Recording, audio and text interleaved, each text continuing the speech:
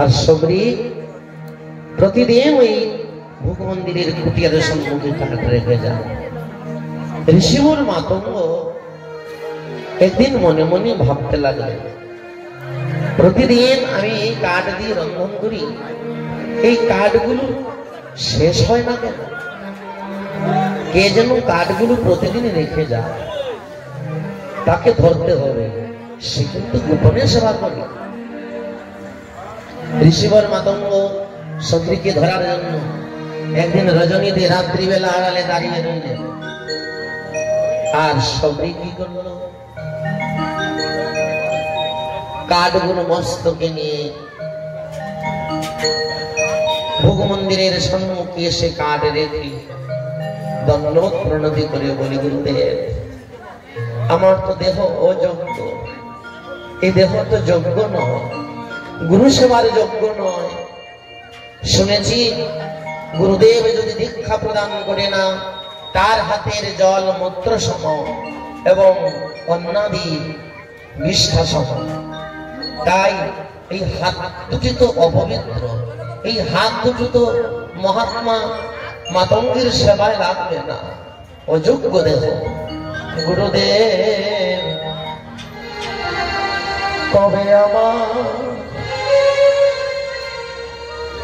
গুরু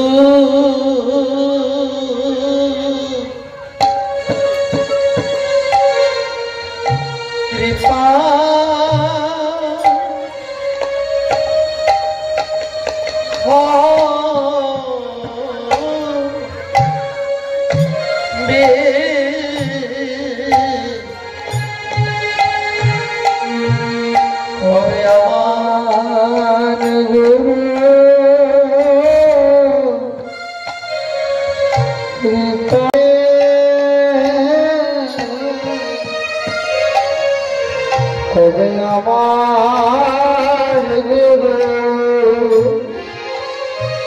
কৃপা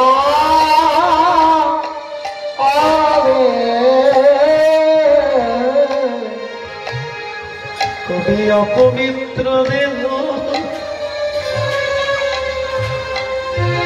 পবিত্র হবে, কবি গুরু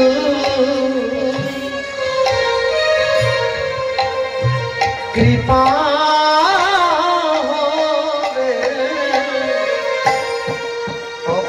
অপবিত্র কবে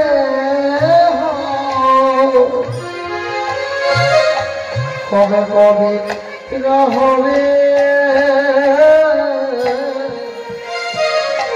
হবে পুরো কৃপা পাবে গুরু গো। আমি কবে ওই চরণ পাবো, আমি কবে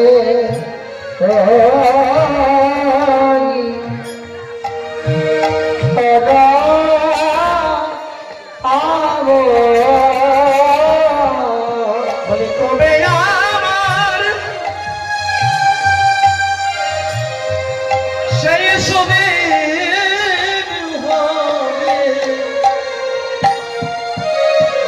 দয়াল গুরু, কবে আমার গুরু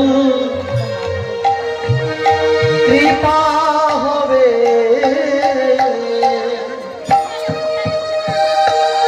কবে আমার সেই শুনে কবে হবে, আমি আমার গুরু কৃপা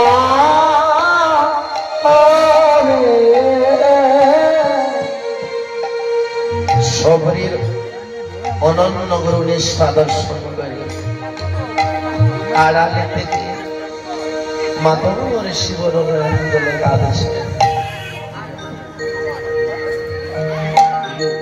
এমন অনুরাগ দর্শন করে ঋষিবর মাতঙ্গ কাঁদেছেন। আর বলছেন সবরি রে নিকটে গিয়ে সবরিকে জড়াইয়া ধরলেন। বললেন সবরি মা তুই অমন করে কাঁদছিস, তুই কি ভেবেছিস আমি কি তোকে মন্ত্র দেব না, আমি কি তোকে গ্রহণ করবো না? বলে সাধুরা যদি জাতির বিচার করি তাহলে জগৎ কল্যাণ হবে কিভাবে? সবরি আয় আয় মা আয় আমার বুকে আয়। এই বলে সবরিকে মাতঙ্গ ঋষি বুকে জড়িয়ে ধরলেন। সবরি বলল প্রভু